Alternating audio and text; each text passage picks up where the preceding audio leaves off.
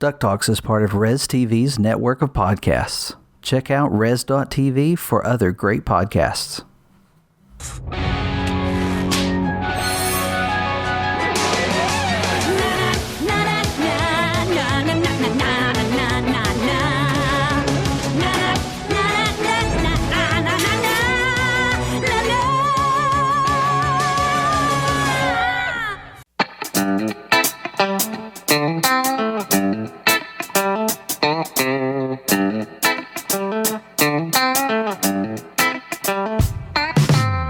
It's the week of Monday, March the 11th, and you're listening to episode 63 of DuckTalks.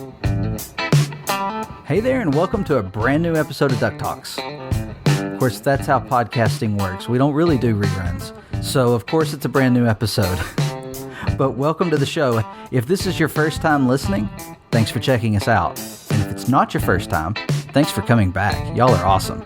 My name's Mitch. I'm one of your hosts, and joining me again this week, Pirate Steven. Ahoy there, Pirate Steven. Yes, I'm here. I'm back.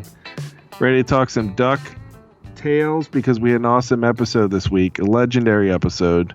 One of my favorites. Oh, it's going to be hard to rank episodes moving forward. I was thinking today about something about the show, and we'll talk more about the episode here in a little bit, but I was thinking about something about the show, and it hit me that there was an episode with Bigfoot in it, and I was like, when was that episode? We've had enough episodes that I'm starting to forget them.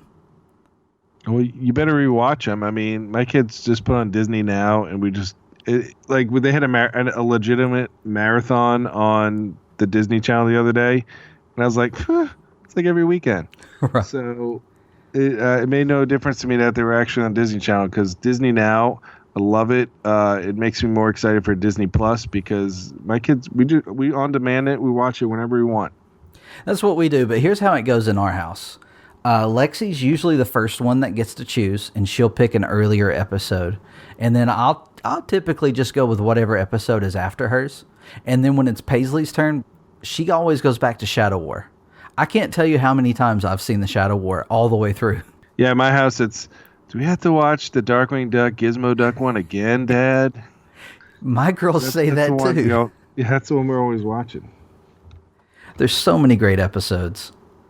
And then I can't tell you how many times I've seen the Three Caballeros episode.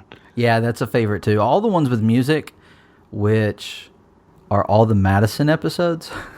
Exactly. We need Madison to keep writing every episode so that we can get enough songs to make a DuckTales soundtrack, because that's what we all want, I feel. Well, that'd be awesome. You know, we've been added, I don't know that we talked about this on the podcast, maybe we have, but we've been added to Spotify. So DuckTalks will now come up if you use Spotify's free subscription service, or if you have the premium.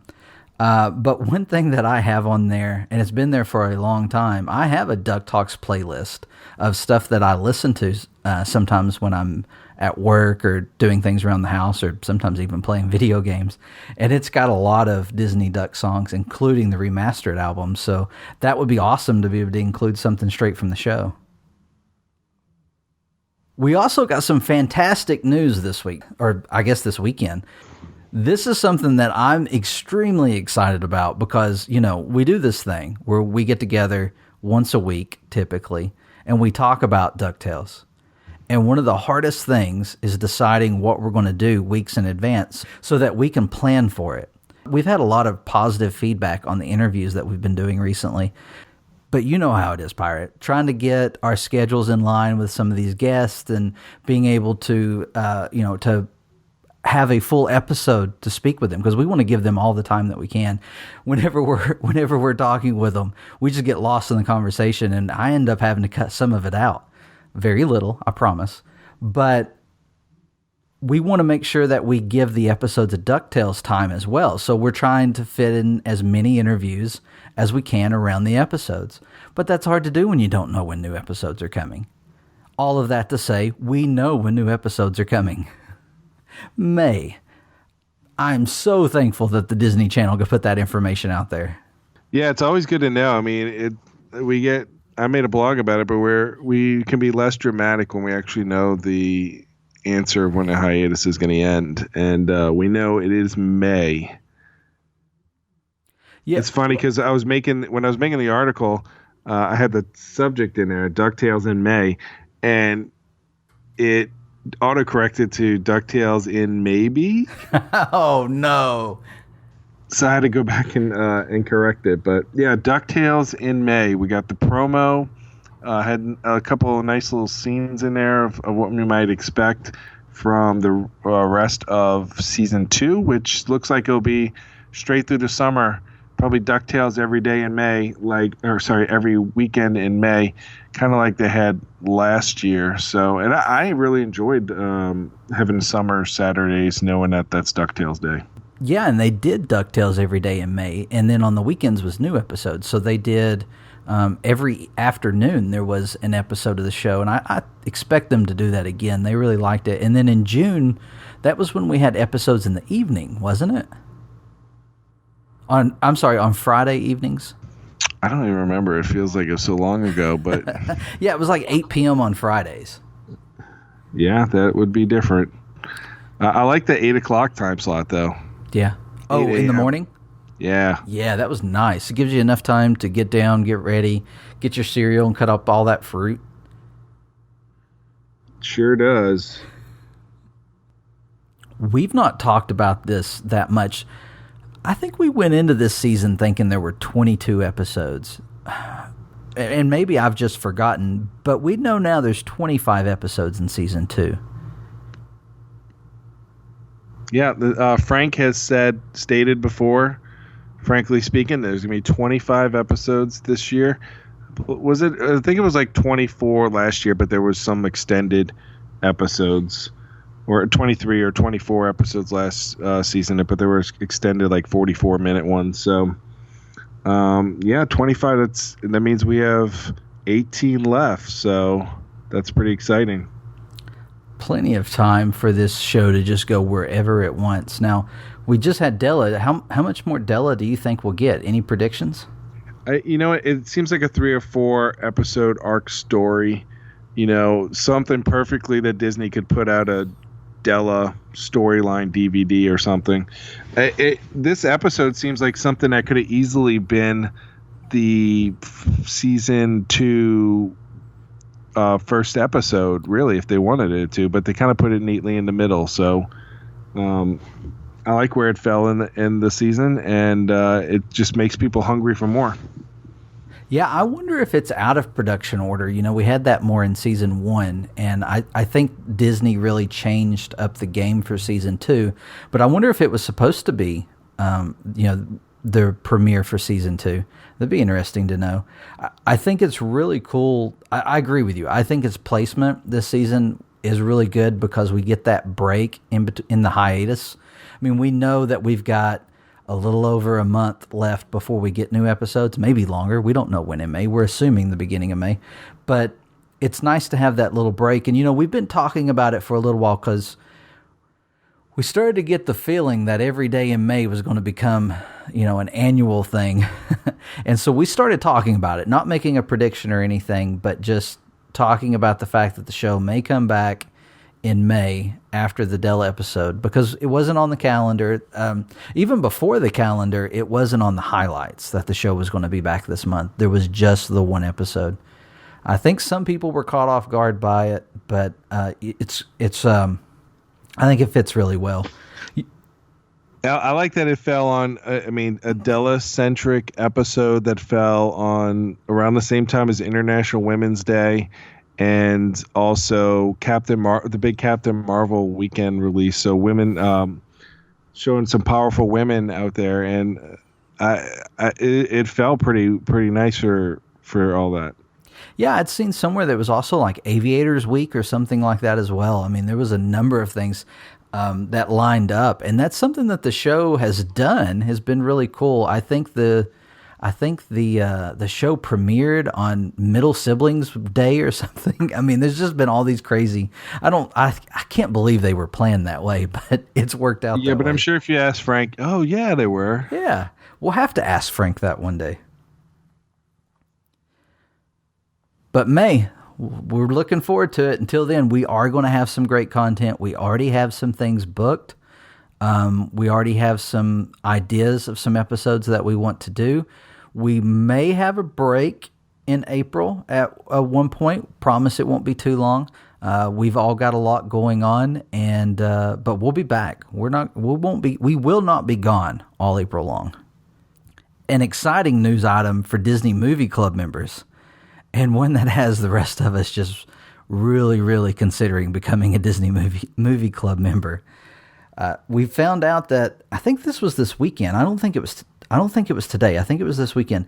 A Goofy movie and an extremely Goofy movie are both finally getting high definition releases on Blu-ray, but they are Disney Movie Club exclusives. This was kind of surprising. I was really shocked to hear this news that this release was finally coming, because I think my DVD may even be like 4:3 ratio. Wow. Yeah, it's a Goofy movie was originally released in the Gold Collection, which was the first iteration of Disney DVDs that came out in the late 1990s. I think it was 99 or something like that. But yeah, it's been a while. I was very much looking forward to it. I don't get releases now that don't come with a digital copy. I don't know why they would do that. Yeah. Especially since Disney's kind of trying to Disney is pushing people towards the Disney Plus option. Right. So, and they know that digital releases are a thing of the future. So I would have thought that this would have been a Blu-ray plus digital copy, and there would have been an instant buy. I would have joined the club immediately, but I don't think that's what we're getting here. Doesn't appear so. And that's been part, as far as collecting movies, it's something I've regretted, because when I started buying Marvel movies on Blu-ray, I think I got my first Blu-ray to watch Iron Man. I think I bought them at the same time, is what I'm saying.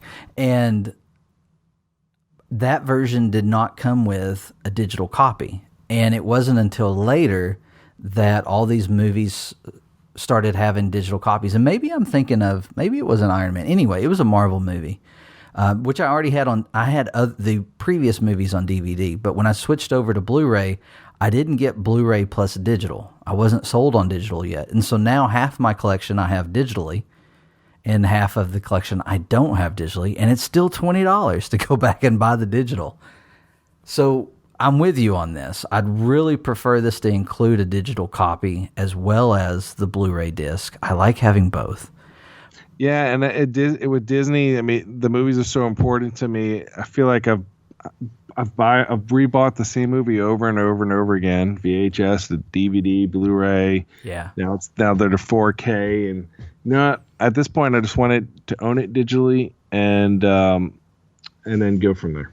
The streaming service brings up a great point, because we really don't know how that's going to impact home releases in the future.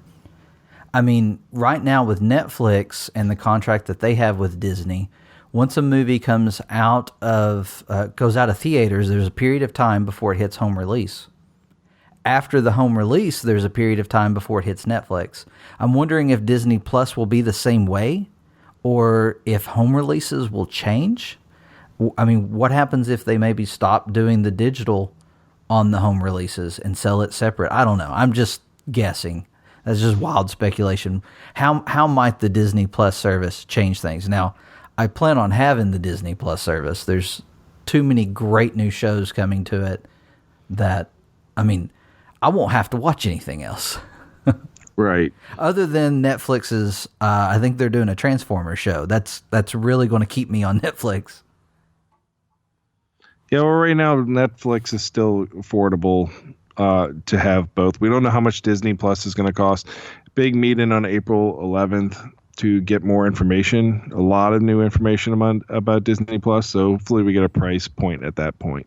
But they're supposed to compete with Netflix, and Netflix is around $8.95 right now, maybe $9.95. Yeah, for their bottom tier. So hopefully it is around that, or just a slightly higher. Yeah, I'm wondering if they're going to do if Disney's going to do the tiered services as well. I mean, because it just came out last week, after we recorded, Bob Iger said that the entire Disney movie collection would be on Disney Plus. Now that just seems unthinkable. That's a vault killer. It just seems unthinkable that all of those movies would become available at a price less than Netflix. It'd be a great bargain. I'm just not expecting that. I think it'll be available, but maybe at the premium price. But we'll see. We'll know more on April. Did you say that was the 11th? April 11th, yes. Yeah, and hopefully we'll know a little more about a show including 3 characters that we're very fond of. Yeah. Hey, Pirate, have you read anything good lately? I read a lot of things. What are you talking about? Have you read anything good involving ducks? Yeah. Fantagraphics. We just finished reading Volume 6 of Fantagraphics Donald Duck, The Old Castle Secret, which is Carl Barks Volume 6 of their complete Disney library. We're trying to get through it this year. We're gonna test ourselves to see if we can read through all 21 volumes that have been released by the end of the year. What's the date? When's the date? No, I said, what's the date? It's March the 11th. It's March the 11th, and this year is the second one. Yeah, it ends on December 31st, so we'll see. Yeah, well, full disclosure, we did read this one a few weeks ago, but recording it has become a little more difficult. So we're a little behind on our review, but we're here now, and we're ready to talk about it because, man, I enjoyed 5 with the whole introduction to Scrooge McDuck, but 6 raised the bar for me. There's some really good stories in this volume. Yeah, Old Castle Secret is so classic. It is kind of like Scrooge McDuck's first adventure that he takes Donald and the kids on. So this could be considered the first DuckTale story of an adventure that they go on and a mystery that they solve. It is one of the best, and that is included in this volume. We also get Gladstone's first appearance. Man, Gladstone was a jerk in that story. Yeah, he kind of looked a little different too. And yeah, it's just cool to have in your collection an archive that has that story we just named Old Castle Secret, and like the first Gladstone, and it's just great that Fantagraphics actually put all this together.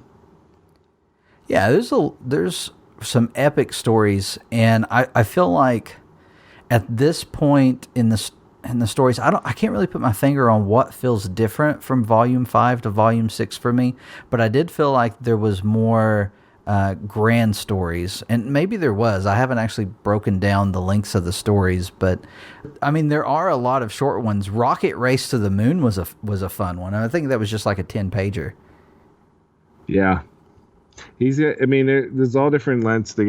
Carl Barks does the 30-pagers very well. I would say Don Rosa might be my favorite 30-page story. Yeah. Duckman, but Carl Barks is really king of the 10-pager, where he could really just flesh out a funny gag or story for the 10 pages.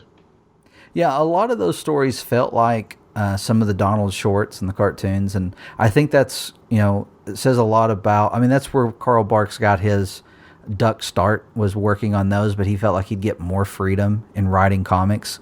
And I really enjoyed, I'm looking right now, it was the Sheriff of Bullet Valley, that Western story. I felt like he had a lot of fun with that one. And Donald just drives into an old West town and decides, I could be a deputy. And goes out looking for these, people stealing cattle. And then there's this twist with there being like a laser branding the cattle. So it was really, really kind of far out there, but a really fun story that I enjoyed. And Huey, Dewey, and Louie definitely take center stage in that story. And of course, at the end of each of these volumes, there's a little bit of information about Carl Barks and his life. There's a biography, and then there's the, what is it we've called them in the past? It's kind of like having those extras on a Blu-ray, the behind-the-scenes type stuff for the stories. The bonus features. The bonus features. It really makes these collections totally worth it. You know, I've been looking at some of the individual issues that you can still find online and try to purchase.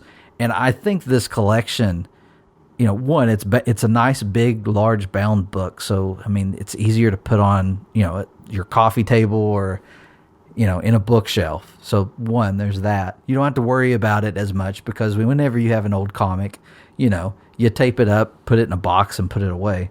This is something that you can pull out and read anytime, flip through.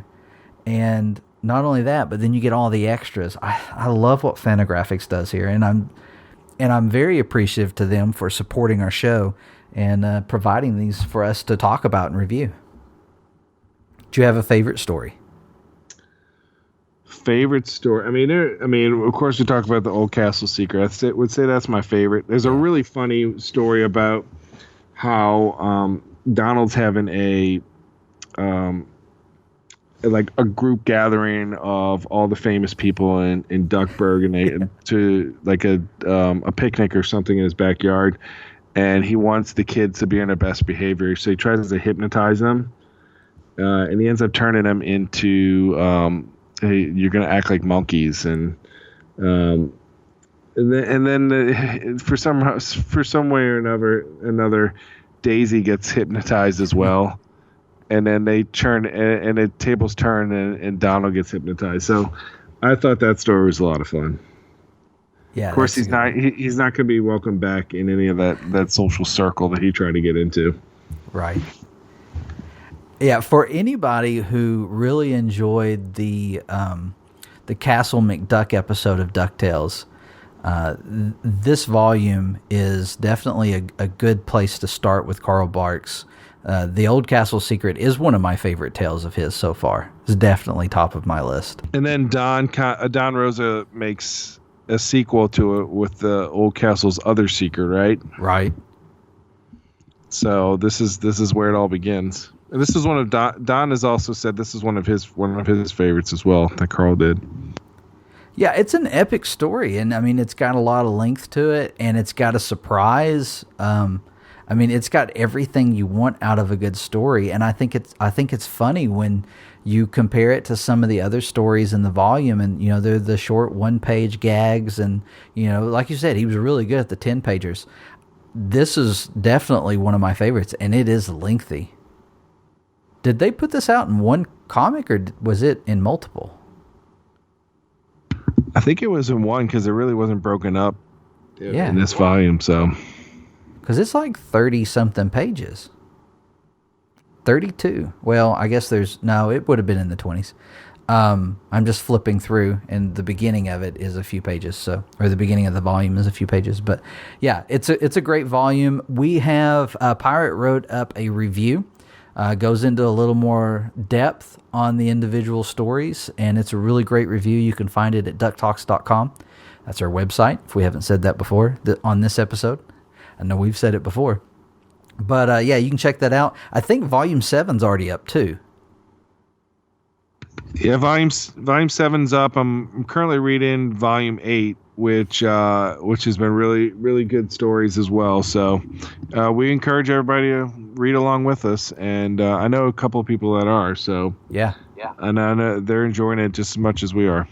Yeah, in a couple of weeks, we'll take a look at Volume 7. So if you have that, you can pull it out and start reading it over the next couple of weeks. If you want to purchase it, there's some great deals out there. You can, of course, check a local store. I heard the other day, I think it was our buddy Dan Cunningham said that most comic book shops have the capability of ordering the copies. We came across a good sale not long ago. It's not on anymore, but Fantagraphics does have sales from time to time. Or you can go to Amazon and buy the digital for Comixology or their reading app, the Amazon reading app. And, of course, we have links to that on our website. And anytime you purchase something from our links to Amazon, you're actually supporting the show and the website because we are an Amazon affiliate. So that's a great way that you can support us without paying anything extra because there's no charge to you. If you're looking for a way to help, and I know people ask sometimes, so that's why we try to throw it out there. But yeah, 2 weeks. 2 weeks we'll look at 7. You can join us And of course, we would love to talk about this on social media or on the website. We get notifications when there are comments on the website, so we'll join you in conversation, or you can jump over to Twitter at DuckTalks, and we'll talk with you there. I'm working on Instagram. I started working on that again this week. We have an Instagram. I created it when I created DuckTalks, and we haven't done anything with it. Well, we decided that it was time to expand because it's hard to keep up with everything. Website, Twitter. Some people have asked us why we don't do Facebook. We have, ventured into Tumblr because, Frank is on Tumblr a lot, so we're there anyway. So we try to be active on those different platforms. Adding another one, man, it's already a lot of time. But we were considering it. I got to work on it. For some reason, Instagram has locked us out. They say we violated terms of use, and we have no idea how because we've never used it on the account. I just created it. Maybe that's why. I don't know. I'm working on it. Hopefully we'll get that fixed because I know a lot of Duck fans are there talking about stuff, and we want to be involved in those conversations.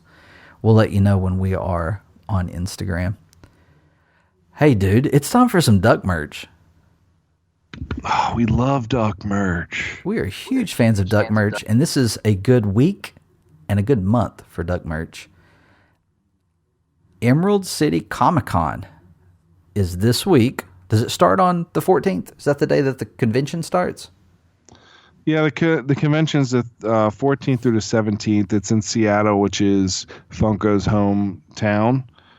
So, of course, they have a lot of exclusives. And for Duck-related ones, we are getting Huey, Dewey, and Louie 3-pack of their Disney Afternoon action figures, which is a sweet series. And they just keep adding characters to it. And the more you have, the better they look on the shelf. So this is, I don't really know if it's limited edition or the price, but they're going to be a shared exclusive with Target. So if you're not in Seattle and you are fast at ordering stuff online, they should be available on Target's website sometime on the 14th. And don't forget that if you have it, use your red card because you'll get free shipping and 5% off. Absolutely. And if you're following us on Twitter, we'll definitely put a tweet out there once I've purchased mine. Also this month, we've got a few releases from IDW. When it comes to comic books, we have Uncle Scrooge number 43 and DuckTales number 19. Now, number 19's got the cover everybody's been talking about, where Glomgold is dressed as Scrooge, and they're eye to eye with one another, and for some reason Launchpad's in the back with a very generic pose that looks like his figure that I have. I'm just noticing his PVC figure, and there is a tire. Actually, it looks like the limo has crashed and there's a cow. Anyway, everybody's excited about this cover. There's not much in the way of description for this issue. Issue number 19 just says, what new adventures will Scrooge McDuck and the company get up to this month? Find out in another exciting issue of DuckTales. Yeah, this one looks so good. And, I mean, we say that every time we see a release of this comic, it's definitely worth everyone's time. I love how it extends on the series. So when we're not getting episodes, read the comics. And because that's where it all started. And this one, we love some Flinny Glomgold, and he's dressed just like Scrooge, and it looks hilarious. Also, there is the Uncle Scrooge 43. This is where IDW is re-releasing, actually, I guess we could say publishing for the first time in the U.S., stories from overseas. The Disney Ducks, although they may have had a extended hiatus in the comic form in the U.S., they have always pretty much been published across the globe. And we have, I think this is one story. It's The Helpful Hammock. And it says, what happens when Uncle Scrooge gets his greedy hands on Donald Duck's magical hammock? Nothing simple and easy, that's for sure. While Donald just wants a well-earned nap, Uncle Scrooge has other ideas in mind. I've really been enjoying these, so I recommend them. They're a great read. I've had a lot of fun with them. I love the art, especially from the Italian artists. And I like the designs, so these are cool. And as much fun as we like to talk about comics, we really love to talk about a new episode of DuckTales. How about we do that for a few minutes? Let's do it. All right, so it's been a while, so I can imagine that some of our listeners, or maybe some new listeners that we've gained, don't know how we do this. When we review an episode of DuckTales, we begin with a 30-second recap. And in that 30-second recap, one of us will be randomly selected using random.org. And we will have 30 seconds to recap the entire episode. Then we'll go into talking about the episode in general. And while I'm setting things up with the randomizer, I want to take a moment, because we forget to do this and I have to insert it at random points of the conversation, to talk about who worked on the episode. Of course, the show's produced by Matt Youngberg and Frank Angones. The story was written by Madison Bateman and Colleen Evanson. The storyboards were by Vince Aparo, Emmy Cicerega, and Ben Holm. And the episode was directed by Tanner Johnson.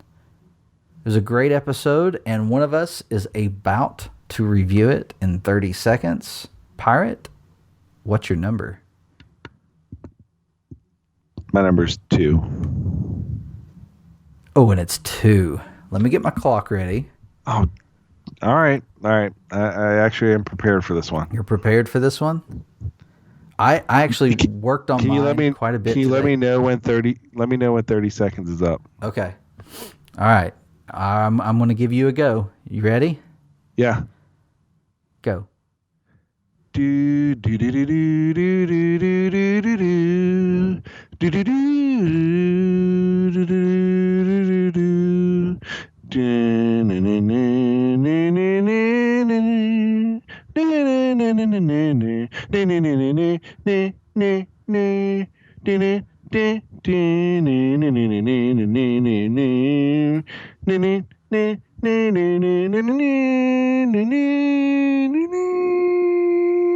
Just over 30 seconds.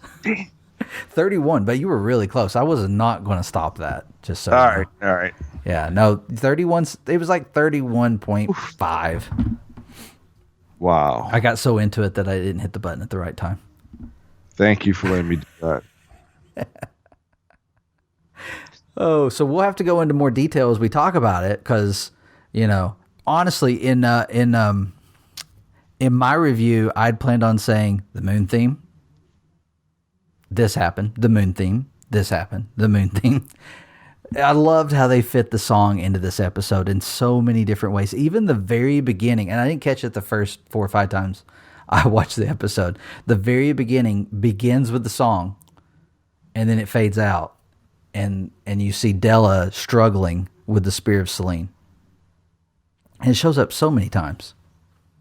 Yeah, and we've heard the moon theme when they've in the finale episode of season 1, where they kind of shifted towards the moon and they played the theme. And if you don't know, the moon theme is a very famous composition from Capcom's and DuckTales NES game, which is so classic and well known. And there's fans of the show that know it from the NES game, classic DuckTales, or from the comics, or just from Donald Duck. But this DuckTales NES game, if you haven't played it, you need to go out there and play it, because it is so great.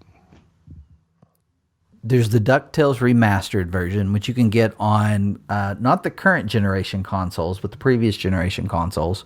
If you have a PS3 or a Xbox, 360? Not a Microsoft guy. I think it was the Xbox 360. So you can get it on those. I don't know if it was released on any of the Nintendo platforms, but I know it was those two. It was also on the Apple TV. That's where I actually have it. No, it made it on, for Nintendo, it made it on the Wii U. Okay. So the remaster has been released in those forms. And then, of course, there was also the let me see if I can talk tonight.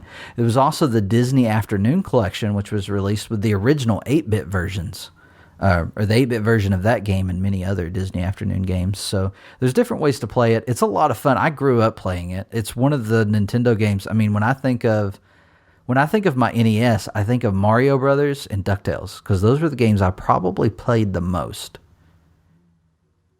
Followed by Chip and Dale Rescue Rangers, and then maybe Tiny Toons. and Days of Thunder. Anyway, and Darkwing Duck. I never had Darkwing Duck. I don't know that I played it until I got the NES collection. Well, maybe that's why you couldn't beat it on live stream. I knew that was coming. I was like, I gotta think of something to say because he's gonna bring up the fact that I didn't beat it.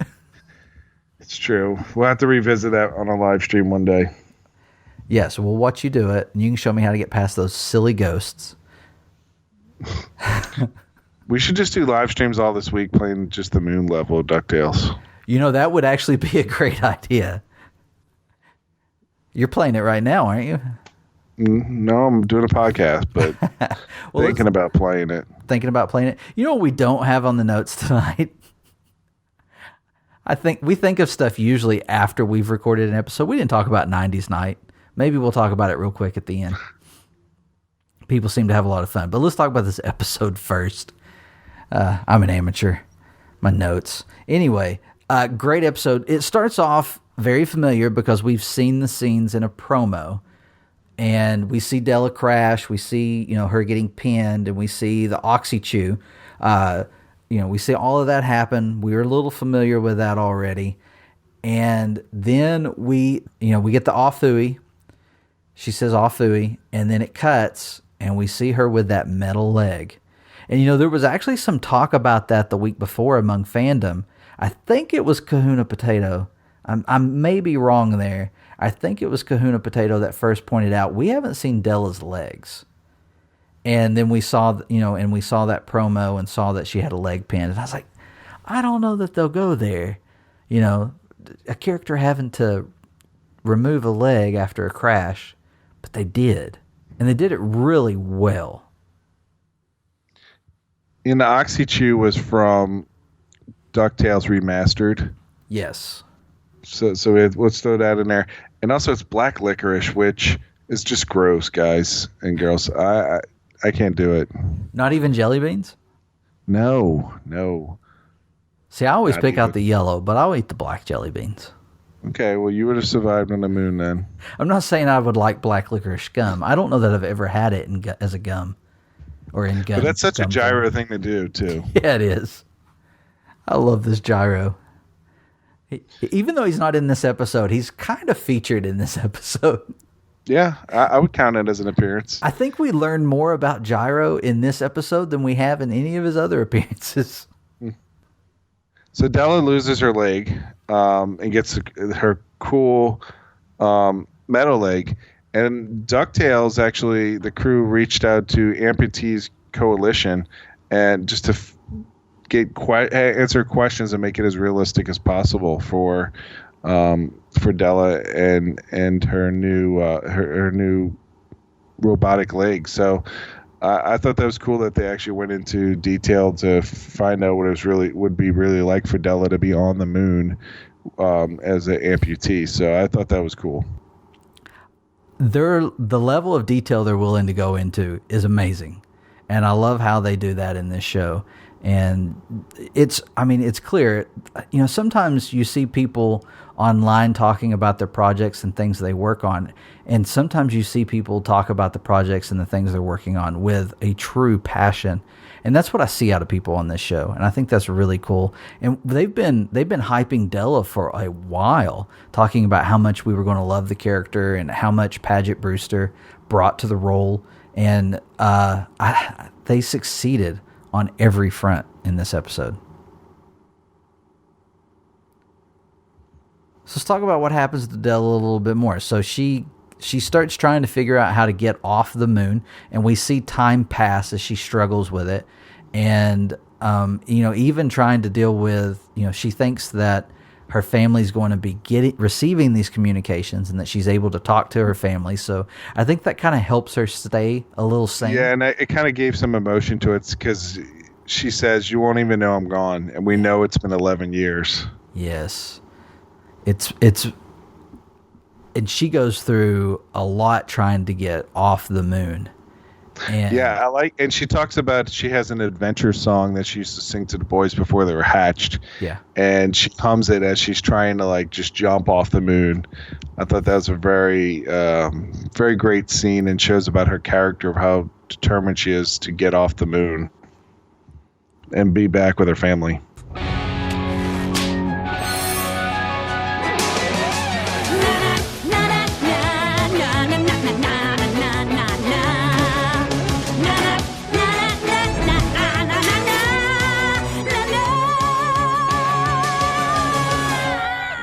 Yeah, and she's so upbeat about what's going on as well. Even in the very beginning, when she's talking about, I've even got this boss home or boss, I think she calls it a boss home. But she's excited. She's like, I got this great bed, and it's the chair that she's sitting at. And she runs back. She says, I've even got a calendar, and it's just the little ticks where she's keeping up with the days. But I have a question for you. Okay. So another thing she mentions is that. She talks about haunted heirlooms. Wasn't it from the comics, the DuckTales comics? Yes. The new ones? Yes. That was one of the stories. You had the... it was the ghost of Nostradamus, wasn't it? I think that's what it was. Yeah, where they went to somebody's house. Yeah. I think that is a call out to the comics. Yeah, so like I love how everything for this DuckTales universe is canon. So the comics, everything's connected. And we brought it up on the podcast before. Our first introduction to this Della Duck, to Della Duck in general, because we've barely seen her in any other medium, was the comics. Those early issues included stories of Donald and Della and Scrooge adventuring around the globe. And I mean, they're a lot of fun. You really learn about that family dynamic and that team up. And that's something completely original to this show, because I don't, in no media previously has Donald and Della adventured with Scrooge. As a matter of fact, I don't think Donald adventured with Scrooge in any other media prior to Huey, Dewey, and Louie. Scrooge adventured on his own. He had his sisters with him at one point, and he ran them off in the comics.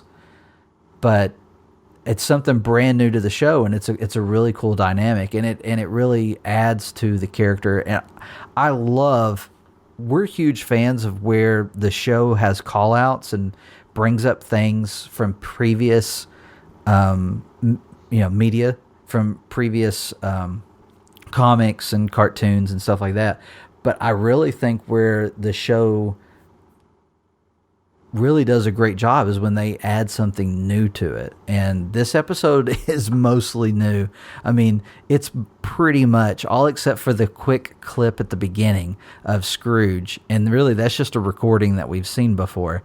It's almost entirely, as far as ducks go and as far as characters that we know, it's almost entirely Della. We get some new characters later.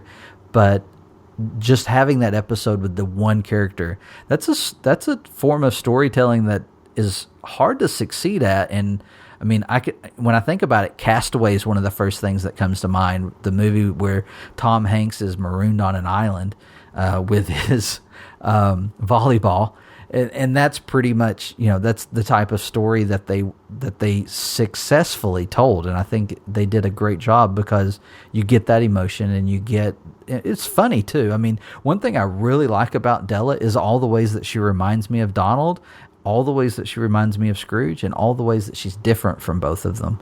But I really like that she's this three-dimensional character.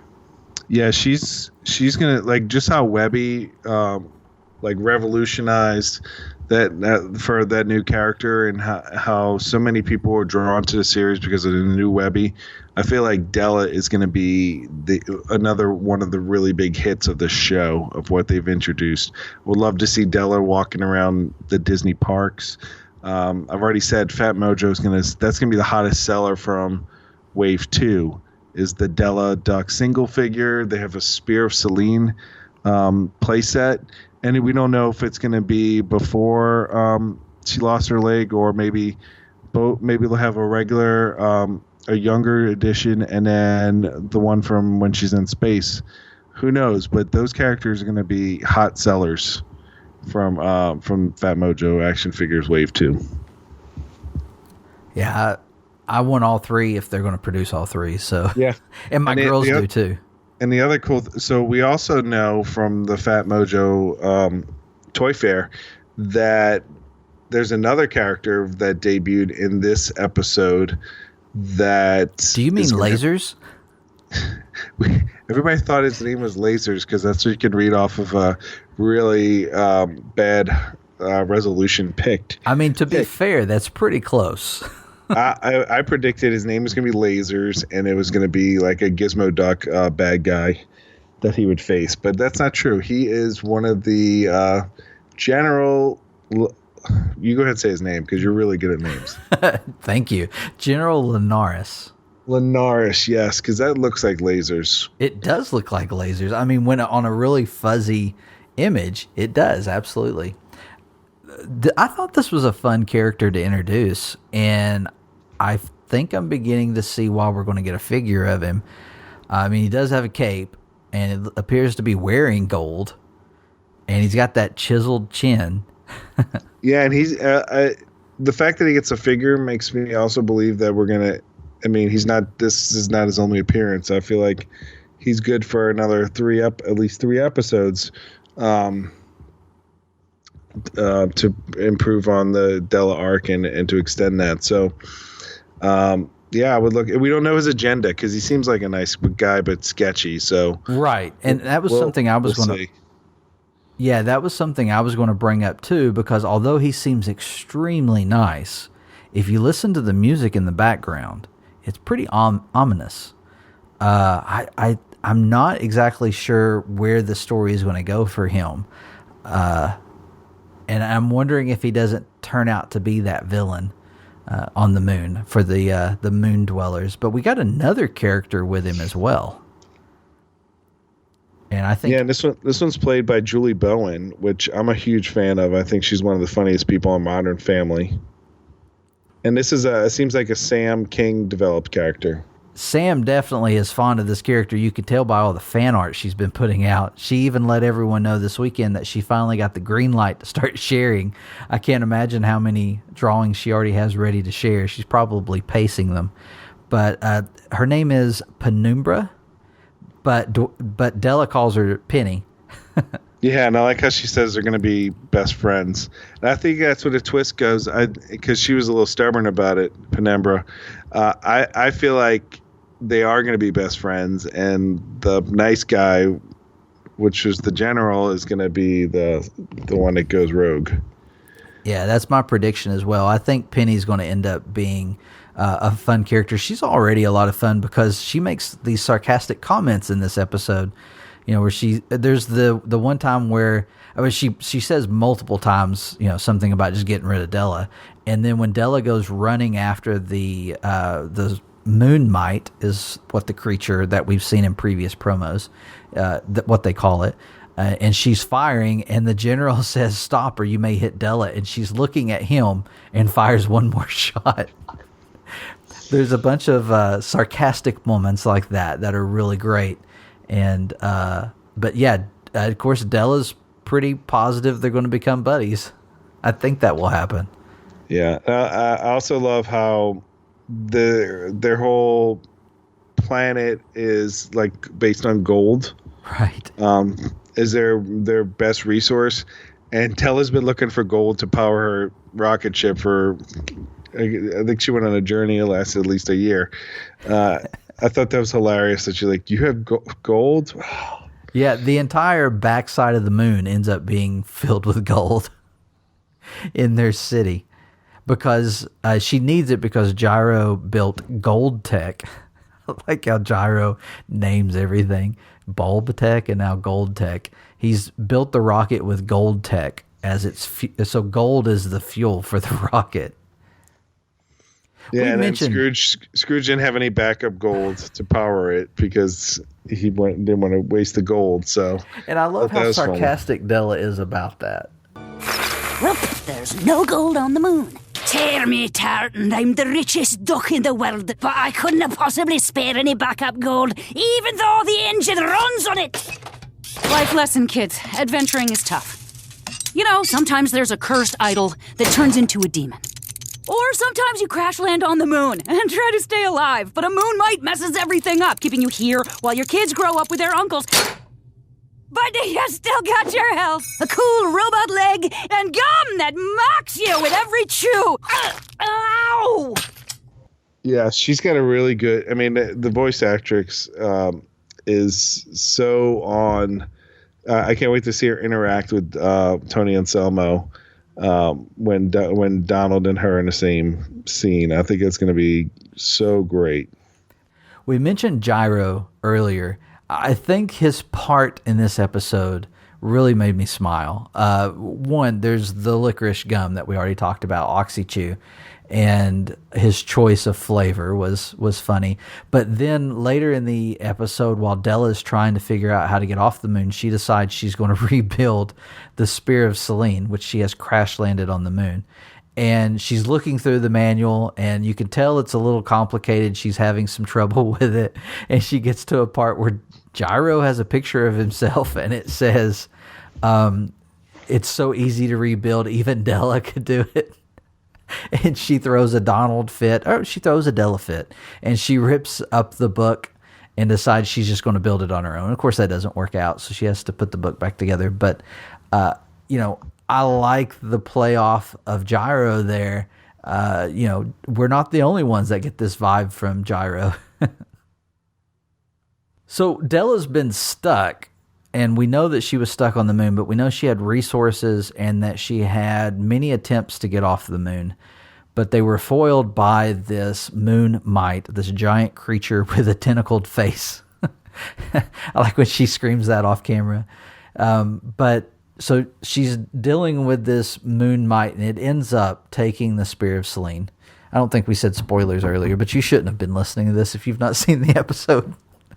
But that's when the general and lieutenant show up, and Della's going after her ship, and they learn the thing that the moon mite has been searching for has been gold this whole time, which apparently it didn't know to go to the backside of the moon as well.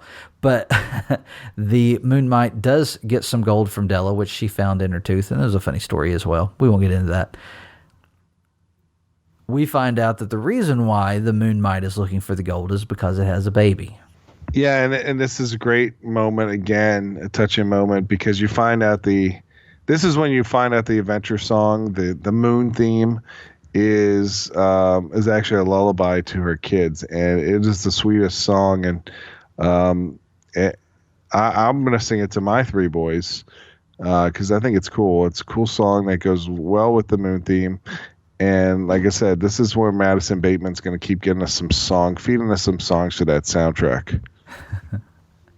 It's a great spin on the whole purpose of the moon theme. It's more than just, that theme for a level in a video game for the new DuckTales. It's more than that. And they really tie together it's not really loose ends, but all the aspects of Della with this theme. I mean, we see, there was some talk before this episode, especially back, before this version of DuckTales. There was some talk of, where is Della? Why isn't Della raising her kids? Is she a bad mother? I've seen people talk about that. And we find out, at least in this iteration, we find out where Della's been. We find out why she's not been there. And we find out that she's been doing everything she could to get back to her kids. So this moon theme was very fitting as a statement. And I think Frank has said online that it really is the theme of their show. And I think they did a great job of that. One burning question that I had for this episode was, will Della actually get off the moon? I initially had thought Della hadn't spent the last 10 years on the moon. So I was really surprised to find out that she had. And then I was really wondering, would she or would she not get off the moon in this episode? And I thought there was a chance that she might maybe go further into space, get further away from home. It's not the story they're telling, though. We did ask back on Friday, maybe it was Thursday. We asked on last Thursday for people to vote on whether they thought Della would get off the moon in the episode, Whatever Happened to Della Duck. 66% said no and 34% said yes. And how did you feel about the ending where we ended up? I mean, Della's got some. She's not alone on the moon. She now has resources to get off the moon. What'd you think about where the episode ended? I mean, I feel like she's going to kind of join their society, and then they're going to turn on her. Like it looks like the general has plans for her. So, I'm hoping they fight a giant moon rat for some cheese, like they do in the NES DuckTales game somehow. But yeah, it seems like there's going to be a couple additional episodes that just are around Della, and I welcome it. Yeah, and we've already had one comment from Frank Angones as part of Frankly Speaking, but there was another comment, or there was a question over on Tumblr when he was asked, when exactly does this last episode take place? Is it before or after she saw her boys in the Shadow War? And Frank said before.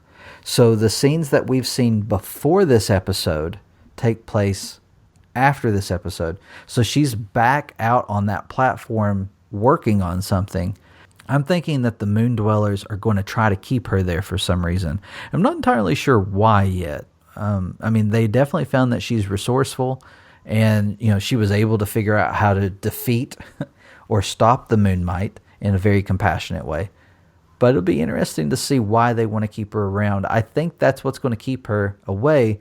And I still think the triplets, Scrooge and Donald, get to use those astronaut designs that were created for that Marshmallow video. Yeah, for sure.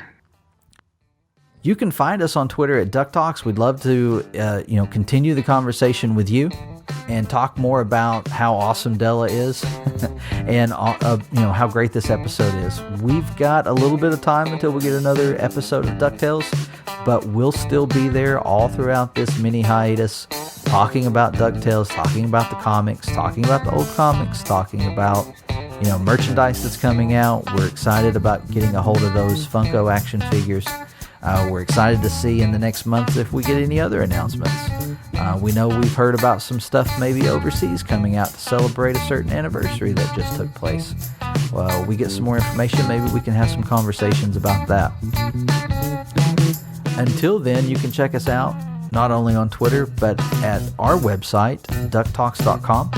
If you have a question, a suggestion, or something you'd like to talk about, you can reach us at our email address, ducktalkspod@gmail.com. Got it right that time. And you can also converse with us individually over on Twitter. I am at Infinirama616. And I'm at the Pirate Steven. And that's going to do it for us this week. Until next time. Stay glon golden.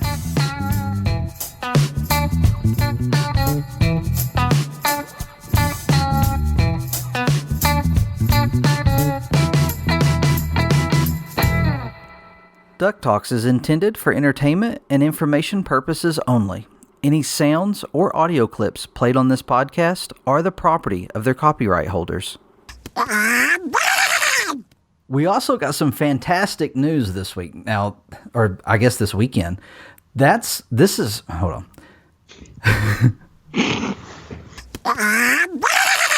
And we've been trying to plan on winning that auction, by the way. Did you win the whole thing? It's got 5 minutes left. Oh, we don't know if you're gonna win it. There's a lot of people watching it. Yeah, there was like 8 bids. I don't expect to win it. You're just making more editing work for yourself. As long as it's one long section, it's easy to cut out. But sometimes planning, work. Sorry, I'm loading.